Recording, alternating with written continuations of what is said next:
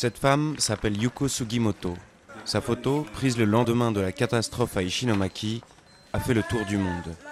Lorsque le tsunami du 11 mars a frappé sa ville, son fils était à l'école. Ce n'est que 3 jours plus tard qu'elle l'a retrouvé dans un refuge. Les larmes coulaient de mes yeux. Je ne voyais plus rien. Et puis, quand j'ai vu mon fils, il était déjà dans les bras de son père. Un an plus tard, les gravats qui recouvraient cette route ont été nettoyés et la ville d'Ishinomaki a repris vie.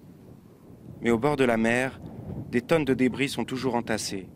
Certains pans de la ville ressemblent encore à un grand terrain vague. La maison de Yuko, non loin de là, a également été détruite. Elle n'a toujours pas été reconstruite. J'ai été tellement surprise la première fois que je suis revenue ici. C'était le chaos. On aurait dit une toute autre maison que celle dans laquelle j'ai toujours vécu.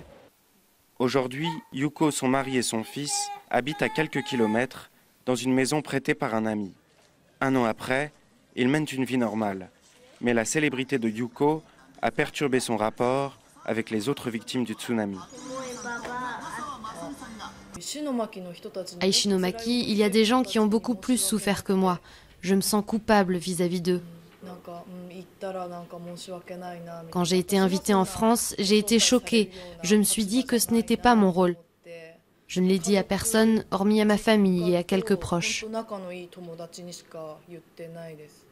Grâce à son exposition médiatique, Yuko aimerait pouvoir aider les victimes.